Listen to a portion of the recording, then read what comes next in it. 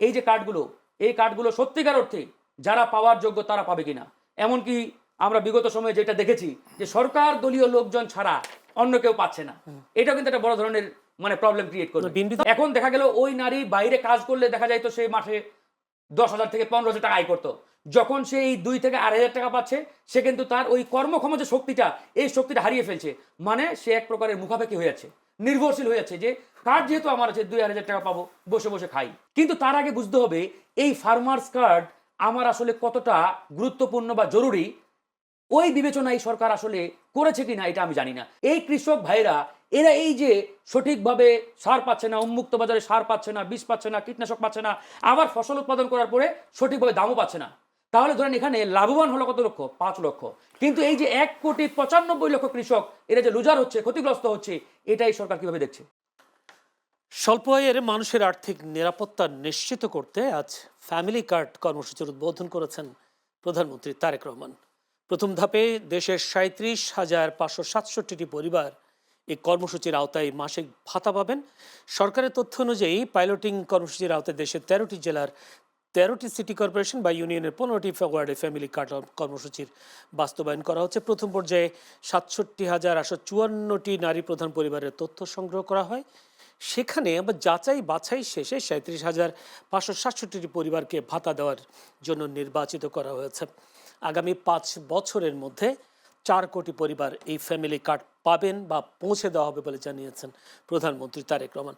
এবং সেই সাথে আগামী মাস থেকে কৃষকরা পাবেন কৃষি কার্ড, সেই প্রতিশ্রুতিও আজকে তিনি দিয়েছেন। বা এদিকে আবার এলজিআরডি মন্ত্রী এবং বিএনপির মহাসচিব মির্জা ফখরুল ইসলাম আলমগীর বলেছেন, ফ্যামিলি কার্ড হলো নারীর শক্তি, নারীর ক্ষমতা বৃদ্ধিতে সহায়ক ভূমিকা রাখবে। দর্শক, আজকে এই বিষয়টা নিয়ে আমরা ফ্যামিলি কার্ড এবং নারীর ক্ষমতায়ন, ফ্যামিলি কার্ডের মধ্যে নারীরা কতটুকু ক্ষমতাধর হবে বা নারীর কতটা ক্ষমতায়ন হবে, সেই প্রশ্নগুলো আমরা আজকে আলোচনা করব সমসাময়িক আজকের বিষয়গুলো নিয়ে, রাজনৈতিক বিষয়গুলো নিয়ে। দর্শক, তাই আমরা আলোচনার বিষয় নির্ধারণ করেছি ফ্যামিলি কার্ড ও নারীর ক্ষমতায়ন, এবং আলোচনা হবে সমসাময়িক বিষয় নিয়ে। আলোচনা করবার জন্য স্টুডিওতে উপস্থিত আছেন ব্যারিস্টার ASM শাহরিয়ার কবির, আইনজীবী, বাংলাদেশ সুপ্রিম কোর্ট। জনাব শাহরিয়ার কবির, আপনাকে অসংখ্য ধন্যবাদ সময় দেওয়ার জন্য। আবার আছেন আমার সাথে ফারুক হাসান, সিনিয়র সহসভাপতি ও মুখপাত্র গণ অধিকার পরিষদ।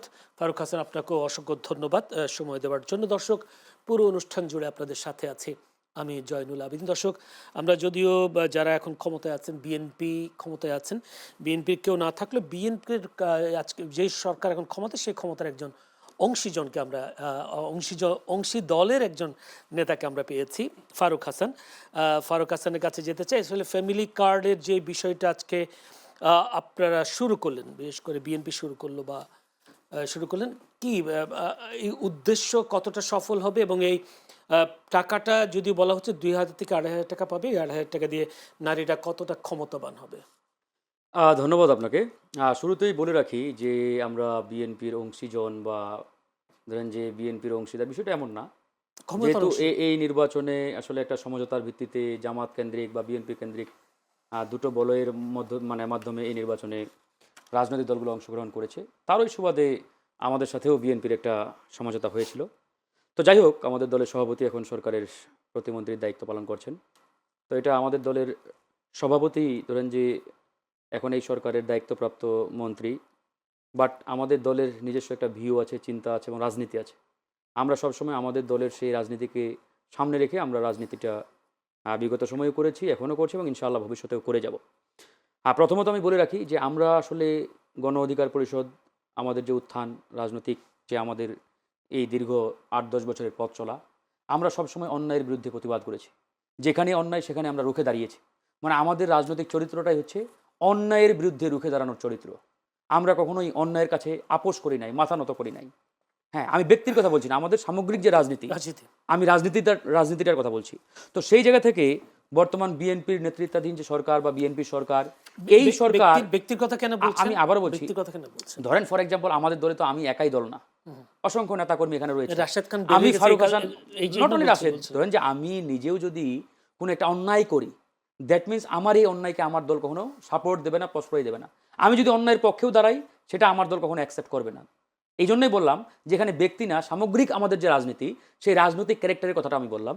তো যাই হোক, এখন বিএনপির নেতৃত্বাধীন যে সরকার, এই সরকার যাই করবে সেটা ভুল হোক, ভালো হোক, মন্দ হোক, আমি বা আমার দল এটাকে চোখ বন্ধ করে সাপোর্ট দিবে, বিষয়টি এমন নয়।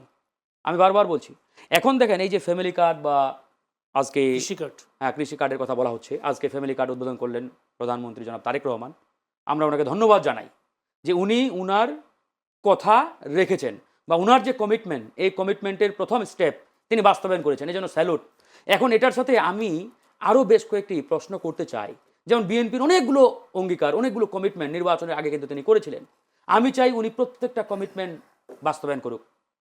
জনগণের সাথে ওনার যে কমিটমেন্ট, সেই কমিটমেন্টগুলো উনি ফুলফিল করুক, এটা আমাদের প্রত্যাশা। যেমন ধরেন জুলাই সনদ, এই জুলাই সনদ আমাদের অস্তিত্ব। এই জুলাই সনদের মাধ্যমেই আজকে এই নতুন বাংলাদেশ আমরা পেয়েছি। এই জুলাই সনদের মধ্য দিয়ে আজকে উনি তারেক রহমান বাংলাদেশের প্রধানমন্ত্রী হয়েছেন। এই জুলাই সনদ, অর্থাৎ এই জুলাই সনদ আসছে থেকে জুলাই গণঅভ্যুত্থান থেকে। এই গণঅভ্যুত্থান যদি না হতো, আপনি কি মনে করেন না যে জনাব তারেক রহমান এই যে দীর্ঘ 17 বছর বাংলাদেশ থেকে তিনি এক প্রকারের মানে বাধ্য হয়ে বিদেশে ছিলেন, এখান থেকে বাংলাদেশে ফিরে আসতে পারতেন না? আমাদের বাংলাদেশের আপসীন নেত্রী, এদেশের 18 কোটি মানুষের প্রাণপ্রিয় নেত্রী বেগম খালেদা জিয়া, তিনি জেল থেকে মুক্তি পেতেন না যদি না এই গণঅভ্যুত্থান হতো।